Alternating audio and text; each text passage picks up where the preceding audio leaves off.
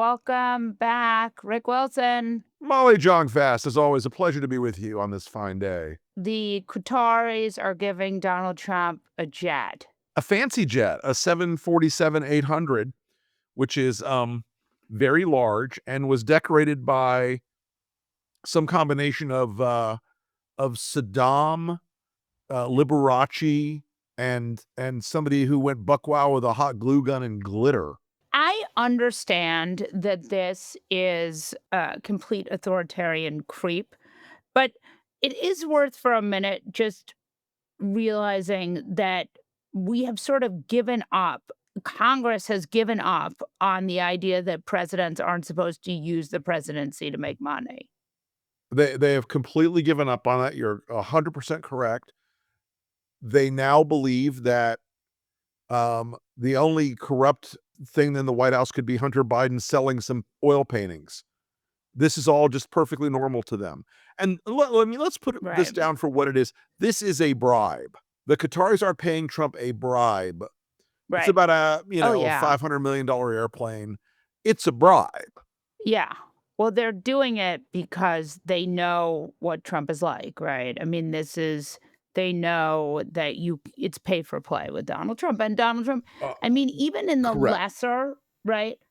Like even with the British government, they came in and were like, we'd like to bring you an invitation from the queen, from the king.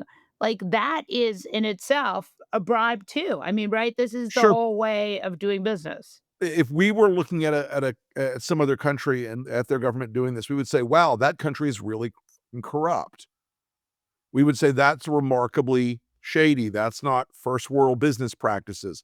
That's the kind of thing that happens in kleptocracies and satrapies and weird, East Asian money laundering havens and all this other stuff. But now, as you said, we've sort of given up on it as a country. No one gives a shit in Congress. They're like, "Oh yeah, that's nice. Nice plane, Mr. President." So Democrats don't control any branch of the federal government. But what should they be doing? I think they should be doing more on this. I think this is another thing where some shadow hearings would come in handy. I think this is another thing where Right. in the course of other hearings, they should be asking the White House these things. They should be papering the various agencies that are doing this with questions, who they still are, even though they're not going to get immediate answers or real answers, they should be doing it in a way that lets the government know that Donald Trump is in fact engaged in widespread corruption. And, I think I heard the phrase Right. Biden crime family about 1 billion times out of Right. Fox and Trump folks during the Biden administration. Hunter Biden got a couple of board seats and sold some paintings.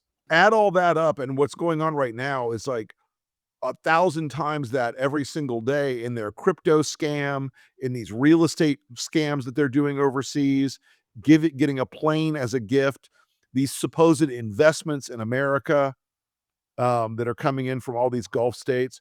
And it's funny because even Laura Loomer was attacking Trump today Right. over the Qataris giving him a $500 Was million she bribe. really? I mean, it's bad when the moral compass is Laura Loomer. That's not good, right? I No, mean, that's a low bar. but it is interesting. I mean, she definitely is, right? So also this week we learned that Pete Hegseth had plagiarized his thesis. That got like 2 seconds Right. of airtime, right? That the Princetonian had found. He had plagiarized his thesis from the New York Times and the Washington Post, leading me to think he reads the New York Times and the Washington Post. I'm shocked, but I guess it was a while ago.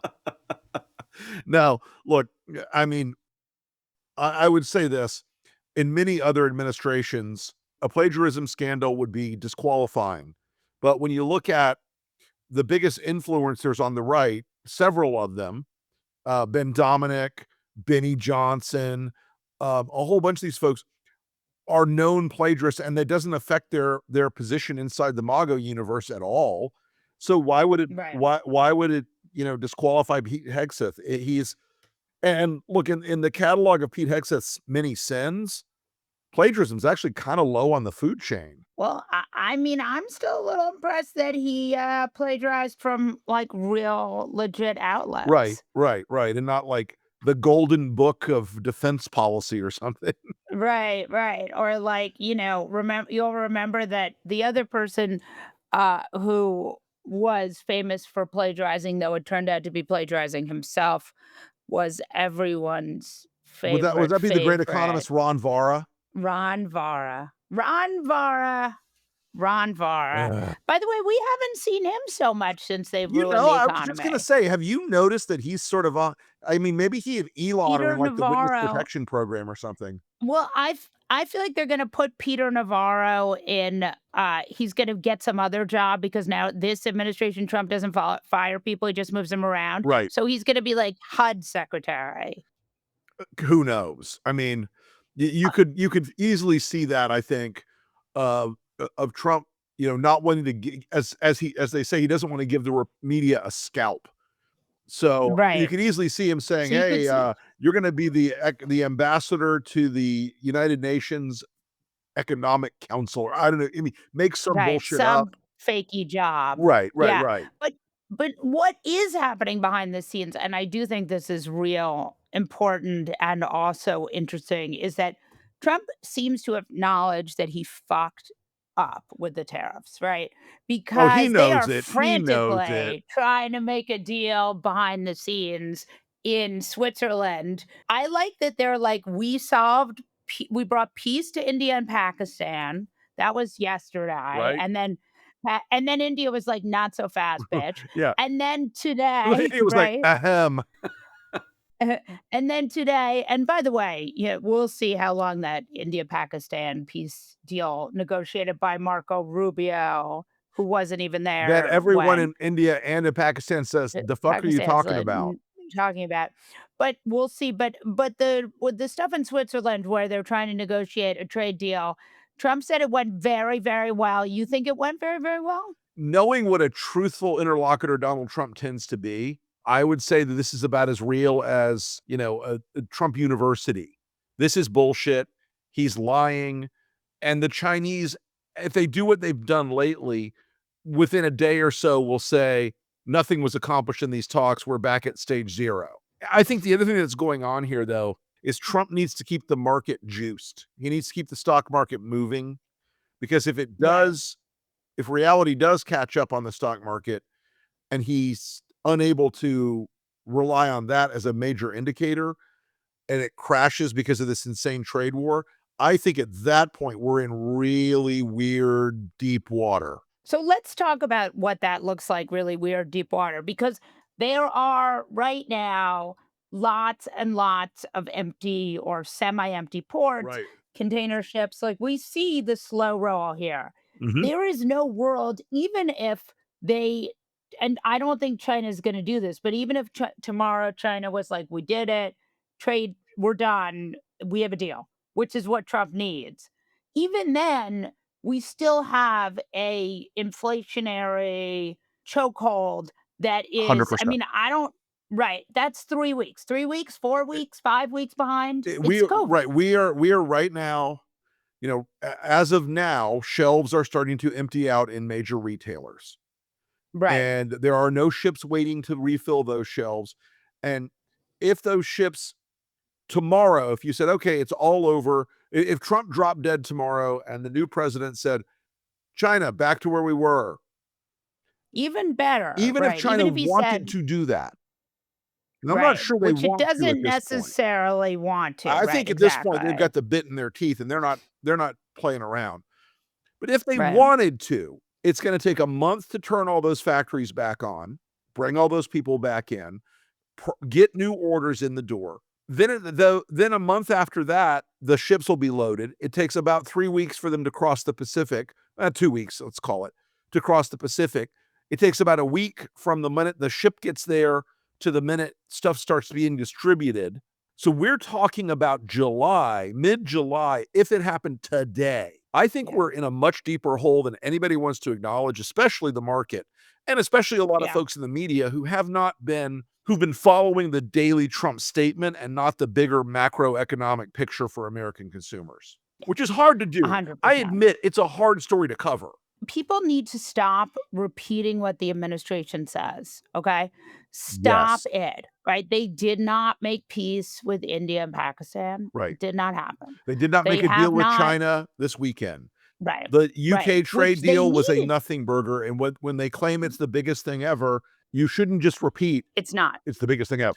And by the way, UK is like our 7th or 8th biggest trading Yeah, partner. I still don't they're not the same understand, category. and we actually export more to them than they import to A little bit, us. yeah. So Yeah, yeah. so but the other thing that I think is spectacularly stupid about this whole problem, right? China is gonna be hard, right? They are hard. They're hard to deal with. They've been eating our lunch for decades and decades. It's not gonna be that easy to solve. Right. But Mexico and Canada, he could do that tomorrow. He could walk in the door tomorrow with Canada, flip the switch easily. They would immediately reciprocate to go back to Right. 0 or back to whatever the effective low rip rate was, and it would be over, and it would start helping because Canada and Mexico are our 2 biggest partners, then China. Like, why not do that? But explain to me why he's not doing that, because I don't get it. I think he doesn't wanna be perceived as having given in, first off, to Scheinbaum in Mexico, who is both a woman and a Mexican. These are not great things in the mind of the MAGA. They don't want to be seen as Trump caving in to these 2 countries that they basically, in the MAGA culture, hold in contempt. And Trump knows if he does that, he will be perceived as a loser and all that other business. Right. But he clearly is trying to do it with Canada because when Carney came, he was not his usual obstructor. He was not the same obstructor as self he Did you was. notice his body language in that meeting? Tell me. Hunched over, passive. It was very different. I mean, I wanted to ask you this. Because the Zelensky Of meet all these people that have dealt the with him so far, don't you think Carney's, like, the most impressive? Well, I just think about the Zelensky meeting where JD was like, "You didn't even wear a suit," right? Like, that's when you know. But this was like, I think Carney is very, very smart and knows how to deal with this. But the problem is, again, this is like the thing I always talk to Jeet here about.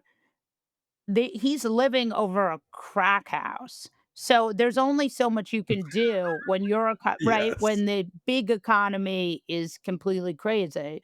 So my question though is why is Trump not rushing to make I mean, he's gonna have to make a deal with Canada and Mexico anyway because China is gonna fuck us, right? I mean, they'll Oh, yeah. right? Like, I mean, it's hard to imagine he's not gonna get fucked by China. They're already No, he's gonna get fucked by China in a way that's gonna leave him walking funny for a month. This guy does not understand. He gave Xi the greatest political gift he could have ever right, given China. right, 100%. He gave them Xi with all China's internal economic problems. Now Xi's like a war leader against Trump. Mhm. It's so crazy to me that this White House is so unsophisticated that even the people who are allegedly sophisticated didn't understand this. Like, this is a strategic misread of China at the biggest level I could imagine. Yeah. Yeah, and it's interesting though, like, he must have someone behind the this is the thing, right? I mean, I know there are no grown-ups in the room, but isn't there someone behind the scenes who's like, "China's not gonna make a deal with you because there's no incentive for them to do it?"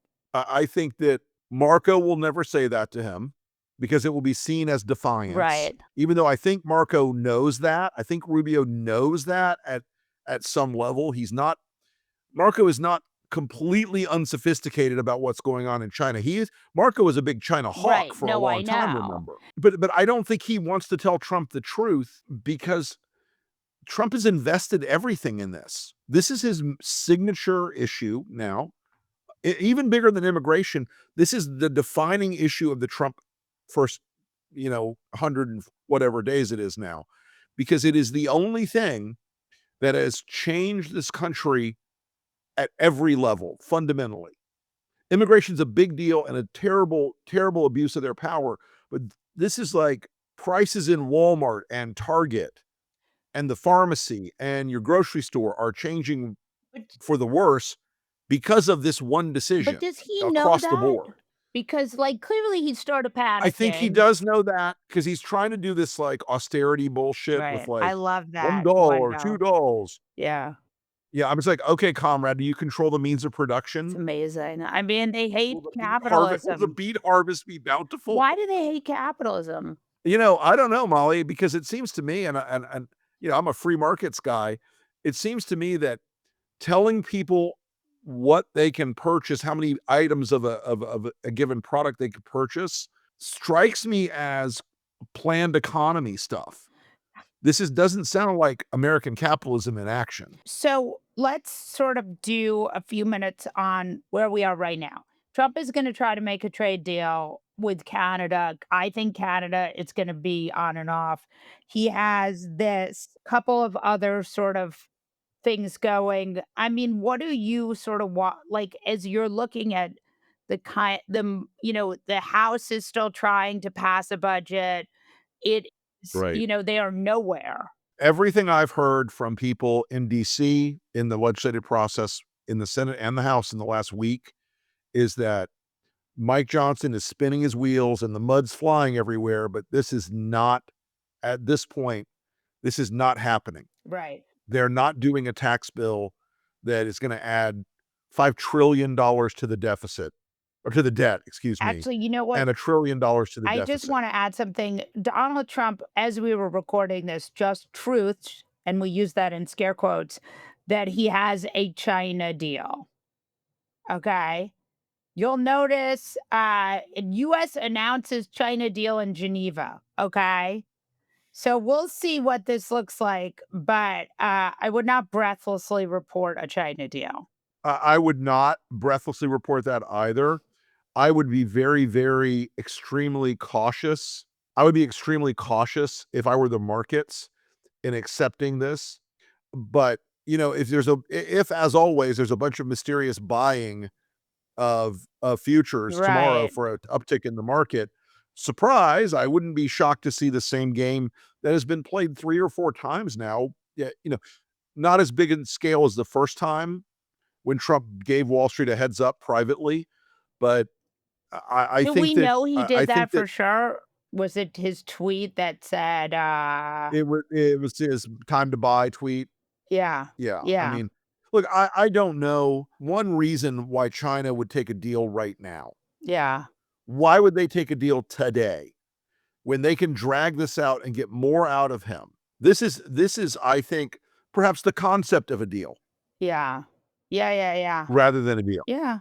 It's always concepts of something, isn't it? Yep, In 2 weeks. yep. But they have been backing down over all these things, Right. right? Right. They're backing down. From We were told Harvard tariffs were the to right, right. And even some of these, we've seen some of these students who were arrested now being freed right. on court orders. They're obeying some of those. And I think one of the most interesting tells of the whole week was just how badly unprepared and how badly beat up Kash Patel and Kristi Noem in particular were in front of the US Senate this week.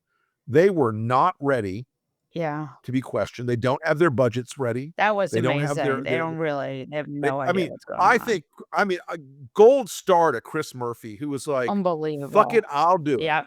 He went in there with, like, out for blood, and he got it. And no and a lot of Um, facial hair too.